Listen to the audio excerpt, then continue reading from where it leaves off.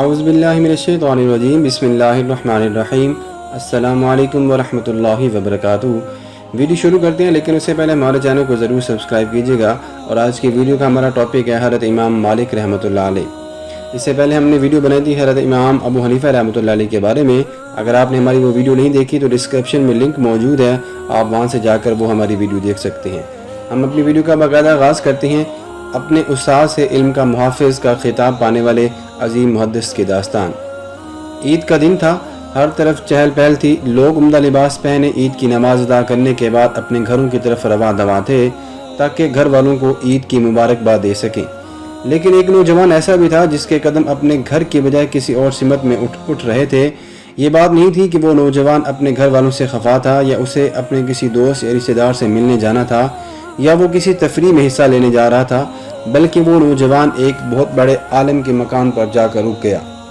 نوجوان نے دروازے پر دستک دی اور اجازت ملنے پر اندر داخل ہو گیا۔ بہت بڑے عالم نے نوجوان سے پوچھا، تم عید کی نماز پڑھ کر گھر نہیں گئے؟ نہیں۔ کچھ کھا لو؟ جی نہیں، اس کی ضرورت نہیں ہے۔ پھر کیا ارادہ ہے؟ حدیث بیان فرما دیجیے، نوجوان نے کہا۔ بزرگ نے اس نوجوان کو کتاب لانے کا حکم دیا۔ نوجوان کتاب نکال کر باہر لے آیا۔ بزرگ نے 40 احادیث بیان کی۔ نوجوان نے کہا، اور ارشاد فرمائیے۔ بزرگ نے کہا، یہی کافی ہیں، اگر تم نے یہ حدیثیں یاد کر لی تو تمہارا شمار حفاظ میں ہوگا۔ نوجوان نے کہا، میں نے یاد کر لی ہیں۔ بزرگ نے نوجوان کے ہاتھ سے کتاب لی اور فرمایا، بیان کرو اگر تم نے یاد کر لی ہیں۔ تو نوجوان نے وہ تمام 40 احادیث لفظ بلفظ بیان کر دی جو ابھی چند لمحوں قبل بزرگ نے اس کے سامنے بیان کی تھی۔ بزرگ کے لبوں کو جنبش ہوئی، انہوں نے فرمایا، جاؤ تم علم حدیث کے زبردست فقیہ ہو۔ یہ نوجوان کون تھے؟ امام مالک بن انس۔ جی ہاں دوستو، یہ نوجوان امام مالک بن انس تھے۔ آج کے ویڈیو میں ہم انہی کے بارے میں بات کریں گے، ہمارے ساتھ جڑے رہیے گا۔ امام مالک بن انس آگے چل کر امام مالک کہلائے اور بزرگ تھے امام ابن شہاب الزہری، جن سے علم کے حصول کے لیے امام مالک نے یہ بھی گوارا نہ کیا کہ نماز عید کے بعد گھر چلے جائیں۔ خود امام مالک کے کہنے کے مطابق، میں نے سوچا آج ایسا دن ہے کہ امام ابن شہاب فارغ ہوں گے، اس لیے ان کے پاس چلا گیا اور علم حاصل کر لیا۔ علم دین حاصل کرنے کے لیے یہ شوق، جستجو، تڑپ اور لگن تھی جس نے امام مالک کو مسلمانوں کی فقہ کے 4 بڑے اماموں میں سے ایک بلند مرتبے پر فائز کیا اور بڑا امام بنا دیا۔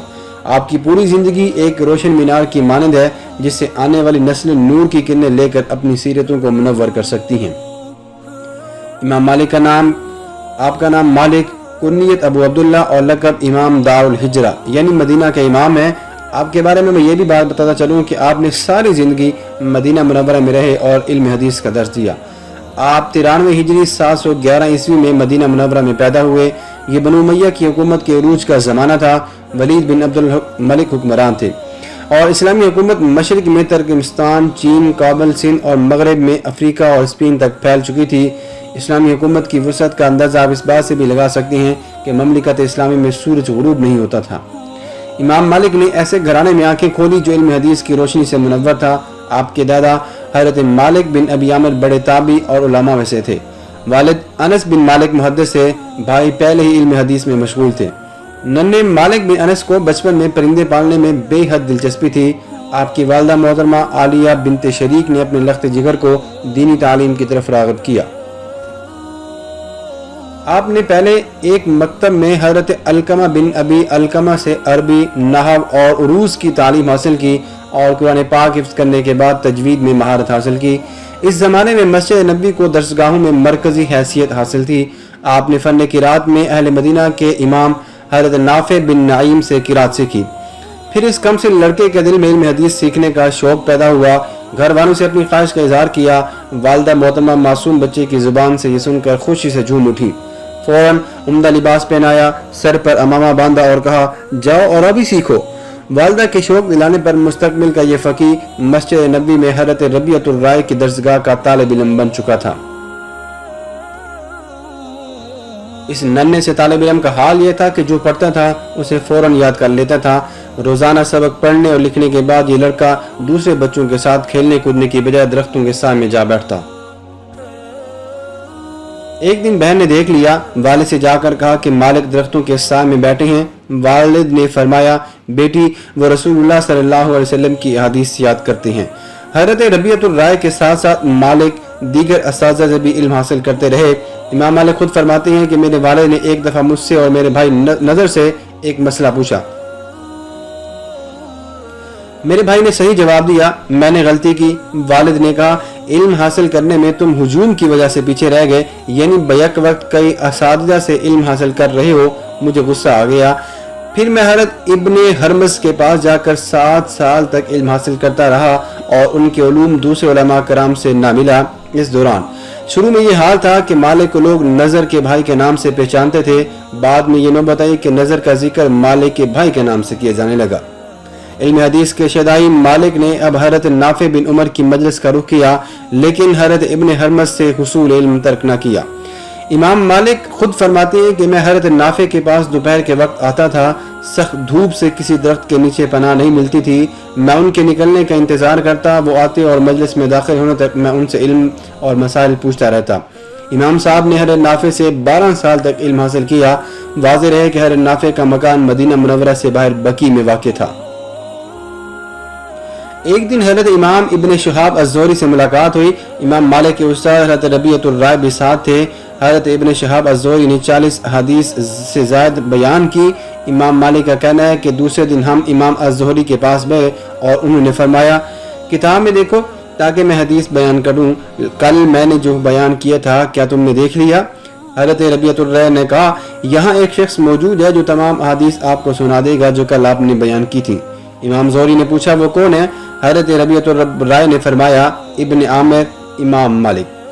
امام الزہری نے فرمایا سناؤ، میں نے انہیں 40 احادیث سنا دی۔ امام الزہری نے تعجب سے کہا میں سمجھتا تھا کہ یہ 40 احادیث میرے سوا کسی دوسرے کو یاد نہیں ہیں۔ اس کے بعد امام مالک ابن شہاب الزہری سے بھی علم حاصل کرنے لگے۔ امام الزہری نے اپنے ہونہار شاگرد کا نام علم کا محافظ رکھ دیا تھا۔ سال ہر سال تک اپنے سینے کو علم دین سے منور کرنے کے بعد اب وہ وقت آ گیا تھا کہ امام مالک خود مسجد نبوی میں مسند درس پر فائز ہوں اور مسائل کے سلسلے میں فتویٰ دیں، لیکن امام مالک نے خود آگے بڑھ کر یہ بار گرا نہیں اٹھایا۔ آپ فرماتے ہیں میں خود یہاں نہیں آ بیٹھوں گا یہاں تک کہ اہل علم میں سے 70 علماء کرام نے شہادت کی کہ میں اس کا منصب کا اہل ہو جاؤں۔ اللہ کے حبیب حضرت محمد صلی اللہ علیہ وسلم کی مسجد میں امام مالک نے 50 سال سے زیادہ عرصے تک درس دیا۔ درس کی مجلس نہایت پروقار ہوتی تھی۔ آپ کے شاگرد کہتے ہیں امام صاحب ہمارے پاس بیٹھتے تھے تو ایسا لگتا تھا کہ گویا ہم ہی سے ایک ہیں، کھل کر باتیں کیا کرتے تھے، لیکن جب درس دینے میں بیٹھتے تو ان کے کلام سے ہم پر ہیبت طاری ہو جاتی تھی، گویا وہ ہمیں پہچانتے ہی نہیں ہیں یا ہم انہیں جانتے ہی نہیں ہیں۔ مجلس کے وسط میں شہ نشین تھی جس پر امام صاحب صرف اس وقت تشریف لاتے تھے جب حدیث کا املاء کروانا ہوتا تھا۔ مجلس میں شرکت کرنے والوں کے لیے جگہ جگہ پنکھے رکھے ہوتے تھے۔ حدیث سے درس ہوتا تو آپ پر جو ہے وہ ایک خشیت طاری ہو جاتی تھی۔ صفائی اور نفاست کا یہ حال تھا کہ فرش پر ایک تنکا بھی نظر نہیں آتا تھا۔ امام مالک رحمۃ اللہ علیہ فتویٰ دینے میں بہت زیادہ احتیاط کیا کرتے تھے۔ اپنا جواب ماشاءاللہ لا قوت الا باللہ سے شروع کرتے اور اکثر اپنے فتوے کے آخر میں یہ کہتے یہ صرف ہمارا خیال ہے، ہمیں اس پر پکا یقین نہیں ہے۔ خلوص نیت کا بھی یہ عالم تھا کہ ان مسائل پر فتویٰ کبھی بھی نہیں دیتے تھے جو قاضیوں ججوں کا حق تھے۔ فتویٰ دینے میں بہت سے مسائل غور میں لے کر آتے تھے اور خود آپ کا یہ بھی کہنا ہے کہ اکثر مجھے ایسے مسائل پیش آ جاتی ہیں کہ میں 1 سال کی راتیں ان پر سوچنے میں گزار دیتا ہوں۔ جن مسائل یا حدیث کے بارے میں پوری طرح مطمئن نہ ہوتے تھے ان پر کبھی کوئی فتویٰ نہیں دیتے تھے۔ ایک بار ایک شخص 6 ماہ کا طویل سفر کر کے ایک مغربی ملک سے آپ کی مجلس میں حاضر ہوا۔ اس نے ایک مسئلہ دریافت کیا، آپ نے سادگی سے فرمایا میں نہیں جانتا۔ وہ شخص حیران رہ گیا، کہنے لگا حضرت میں اتنا طویل سفر کر کے صرف اس مسئلے کا جواب لینے کے لیے آپ کے پاس آیا ہوں، جواب لیے بغیر تو میں واپس لوٹ کر نہیں جاؤں گا، اگر میں واپس لوٹ کر چلا گیا تو میرے وطن کے لوگ کیا کہیں گے؟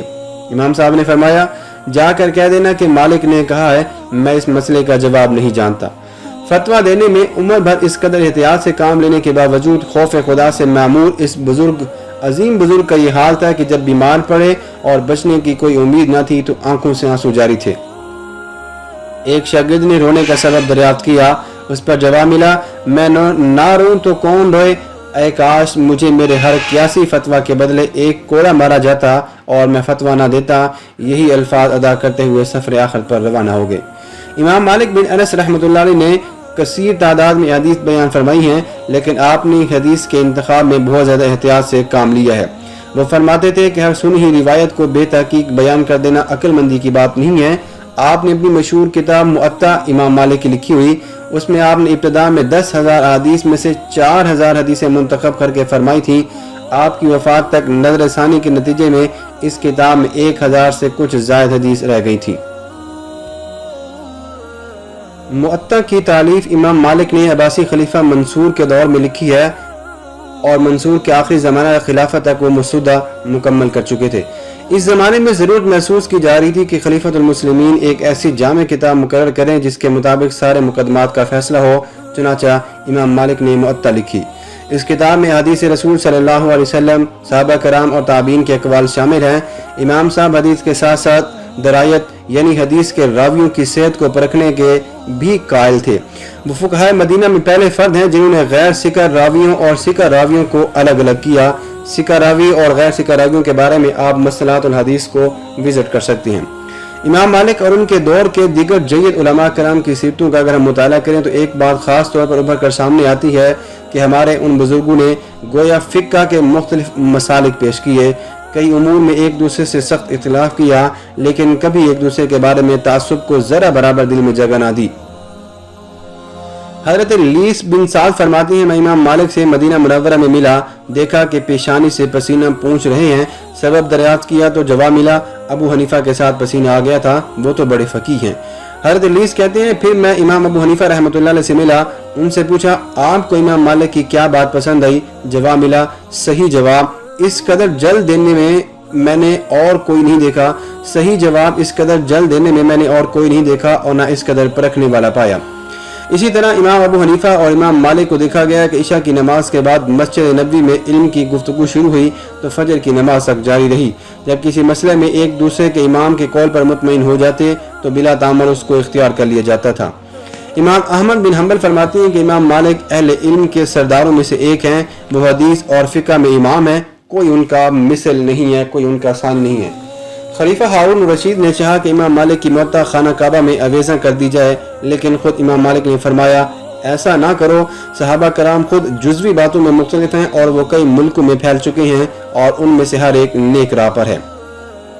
امام صاحب نے اپنی 86 سال کی عمر میں ولید بن عبد الملک سے ہارون الرشید تک بنو امیہ اور بنو عباس کے متعدد حکمرانوں کو دیکھا، آپ ان سے ملتے بھی رہے، بعض اوقات ان کے تحائف میں بھی آپ نے قبول فرمائے، لیکن تاریخ اس بات کی بھی گواہ ہے کہ اس مرد جری نے کبھی کسی حکمران کے سامنے حق بات کہنے سے گریز نہ کیا، کسی حکمران کی خوشامد نہ کی اور کسی حکمران سے بے جا رعایتیں حاصل نہیں کی۔ آپ کے ایک شاگرد نے کہا لوگ کہتے ہیں آپ امراء سے ملتے ہیں، فرمایا یہ تو میرے لیے لازم ہے، اس لیے نہیں کہ میں انہیں بہت سی نامناسب باتوں سے منع کرتا ہوں، بلکہ اس لیے کہ انہیں بھی حق بات کہنے سے میں نہیں روکتا۔ آپ نے ایک اور موقع پر کسی خلفاء نے آپ کے دربار میں جانے سے اعتراض کیا تو جواب دیا اگر میں خلفاء کے دربار میں نہیں جاؤں گا تو حق گوئی کا موقع مجھے کہاں ملے گا۔ خلیفہ منصور کے دربار کا قاعدہ تھا کہ جو دربار میں داخل ہوتا خلیفہ کے ہاتھوں کو بوسہ دیتا، لیکن امام مالک نے کبھی بھی ایسا نہیں کیا۔ آپ کی نگاہوں میں اتنا روب تھا کہ لوگ نظر نہ ملا پاتے تھے، حکام پر بھی ان کی زبردست حیبیت طاری ہو جاتی تھی۔ خلیفہ مہدی نے اپنے دونوں بیٹوں موسیٰ اور ہارون کو حکم دیا کہ امام صاحب سے موطا سنیں۔ موسیٰ اور ہارون نے امام صاحب کو بلایا، امام صاحب نے بے نیازی سے کہا علم بیش قیمت چیز ہے، اس کے پاس شائقین خود آتے ہیں۔ خلیفہ ہارون الرشید جب خلیفہ بنے تو 4 سال بعد اپنے دونوں بیٹوں کو لے کر حج کے ارادے سے نکلے، آپ سے ملے تو امتا امام مالک نے جو کتاب لکھی تھی وہ سننے کی خواہش ظاہر کی، آپ نے فرمایا کل کا دن اس کے لیے ہے۔ ہارون اگلے دن انتظار کرتے رہے مگر آپ نہیں گئے۔ ہارون نے شکایت کی، امام صاحب نے فرمایا علم کے پاس لوگ آتے ہیں، علم لوگوں کے پاس نہیں جاتا۔ آخرکار خلیفہ ہارون الرشید اپنے دونوں بیٹوں کو لے کر امام صاحب کی مجلس میں حاضر ہو گئے، وہاں طلبہ کا ہجوم تھا۔ ہارون نے کہا اس بھیڑ کو الگ کر دیجئے، میں اپنے بیٹوں کو یہاں بٹھانا چاہتا ہوں۔ امام صاحب نے فرمایا ایک شخص کے فائدے کے لیے عام افادہ کا خون نہیں بہایا جا سکتا۔ پھر ہارون مسند پر بیٹھ گئے، امام صاحب نے فرمایا تواضع پسندیدہ ہے۔ ہارون مسند سے اتر ہے۔ پھر امام صاحب کے شاگرد نے قرات کی بعد میں امام صاحب نے خلیفہ ہارون کی توجہ مدینہ کے فقراء کی جانب دلائی۔ ہارون نے ان فقراء کی دل کھول کر مدد کی۔ امام صاحب سب سے زیادہ اس بات سے ڈرتے تھے کہ خلفاء اور حکام کے نزدیک جو لوگ رہتے ہیں وہ ان کی جھوٹی تعریف کرتے ہیں، چنانچہ آپ ایسے شخص سے سخت ناراض ہوتے تھے جو بادشاہوں کے منہ پر ان کی تعریف کرتا ہو۔ ایک بار ایک حاکم امام صاحب کے پاس موجود تھے۔ حاضرین میں سے کسی نے حاکم کی تعریف شروع کر دی۔ امام صاحب غصہ ہو گئے، فرمایا احتیاط کرو، ایسا نہ ہو کہ تعریف کرنے والوں کے دھوکے میں آ جاؤ۔ امام صاحب نے ایک روایت کے مطابق 75 اور ایک روایت کے مطابق 94 جلیل القدر اساتذہ کرام سے علم حاصل کیا، لیکن حصول علم کے سلسلے میں امام صاحب نے بڑے نکتے کی بات ارشاد فرمائی کہ اس کے لیے صرف زہد اور تقوی اور سادگی ہی نہیں، علم و فہم اور پختگی بھی درکار ہے۔ امام صاحب نہایت نفاست پسند تھے، ہمیشہ بیش قیمت لباس آپ کے بدن پر رہتا تھا، قیمتی کپڑے عدن سے منگوایا کرتے تھے، بہت ہی اچھی خوشبو استعمال کیا کرتے تھے، جس گلی سے نکل جاتے دیر تک خوشبو پھیلی رہتی تھی، کھانے کا ذوق بھی بے حد عمدہ تھا۔ آپ فرماتے تھے میں کسی آدمی کے لیے پسند نہیں کرتا کہ اللہ تعالیٰ نے اس کو اپنی نعمتیں دی ہوں اور پھر ان کے آثار اس پر ظاہر نہ ہوں۔ ان سطور سے یہ نہ سمجھنا چاہیے کہ امام مالک عمر بھر آرام اور آسائش کی زندگی بسر کرتے رہے۔ آپ نے علم دین کے حصول کے لیے بے شمار سختیاں بھی جھیلی ہیں، اور آپ پر وہ دور بھی آیا ہے جب آپ کی معاشی حالت اتنی خراب تھی کہ آپ کی بچی بھوک سے بے تاب ہو کر رویا کرتی تھی، اور یہ خوددار شخص اپنی خادمہ سے کہا کرتا تھا کہ چکی چلائے تاکہ پڑوسی بچے کے رونے کی آواز نہ سن سکیں۔ امام صاحب تندرستی سے دوچار ہے، لیکن آپ نے علم کا حصول ترک کبھی بھی نہیں کیا، اور اس غرض سے اپنے گھر کی چھت کی لکڑی تک بیچ دی۔ امام صاحب خود فرماتے ہیں اس علم میں کمال اس وقت تک حاصل نہیں ہو سکتا جب تک علم حاصل کرنے والا فقر میں مبتلا نہ ہو، اور اس پر بھی وہ بہرحال علم حاصل کرنے کو ترجیح دی۔ امام مالک کی حق گوئی، فراخ دلی اور معاف کرنے کے واقعات تاریخ اسلام میں درخشندہ ستاروں کی طرح جگمگا رہے ہیں۔ جب آپ نے جبراً دلوائی گئی طلاق کے خلاف فتویٰ دیا تو خلیفہ منصور کے چچا زاد بھائی جعفر نے، جو مدینہ کے حاکم تھے، آپ سے کہا کہ آپ ایسا فتویٰ نہ دیں، کیونکہ لوگ اس فتوے کی روشنی میں منصور کی بیعت کو جبری قرار دے رہے ہیں۔ یعنی امام صاحب کے فتوے سے یہ اصول اخذ کیا گیا ہے کہ جبر کے ذریعے کروایا گیا ہر کام ناجائز ہے، اور منصور نے جبر کے ذریعے بیعت لی ہے، چنانچہ یہ بیعت ناجائز ہے۔ تاہم امام مالک جبری طلاق کے خلاف فتویٰ دیتے رہے۔ جعفر نے امام صاحب کو 70 کوڑے بھی لگوائے، آپ کی پیٹھ خون سے بھر گئی، دونوں ہاتھ مونڈوں سے اتر گئے۔ پھر جعفر نے آپ کو اونٹ پر بٹھایا اور شہر میں گھمایا۔ آپ بازاروں اور گلیوں سے گزر رہے تھے اور بلند آواز سے فرما رہے تھے جو مجھ کو جانتا ہے وہ جانتا ہے، اور جو نہیں جانتا وہ جان لے کہ میں مالک بن انس ہوں، فتویٰ دیتا ہوں کہ جبری طلاق درست نہیں ہے۔ امام مالک نے 117 ہجری 735 عیسوی میں درس و تدریس کی مسند سنبھالی تھی۔ ربیع الاول 179 ہجری 795 عیسوی میں آپ کا انتقال ہوا۔ اس طرح 62 یا 66 سال تک آپ امت کو علم و حکمت کے خزانوں سے مالا مال کرنے کے بعد مدینہ کا امام اس دنیا سے چلا گیا۔ وفات کے وقت آپ کی عمر 86 سال بتائی جاتی ہے، اور آپ کی تدفین جنت البقیع میں ہوئی۔ اللہ تعالیٰ آپ کی قبروں پر ہزاروں برکتیں نازل فرمائے، اور ہمیں امام صاحب کی سیرت کے مطابق عمل کرنے کی بھی توفیق عطا فرمائے۔ آج کی ویڈیو یہیں تک ہے، امید کرتے ہیں کہ آپ کو ضرور پسند آئے گی۔ ویڈیو پسند آنے کے صورت میں اس کو لاسٹ تک دیکھیے گا، چینل کو سبسکرائب کیجیے گا، اور بیل آئیکن کو بھی ضرور پریس کیجیے گا، اور کمنٹ سیکشن کے ذریعے ہمیں ضرور بتائیے گا کہ ہماری ویڈیو آپ کو کیسی لگی۔ Thanks for watching. اللہ حافظ، اپنا بہت سارا خیال رکھیے گا۔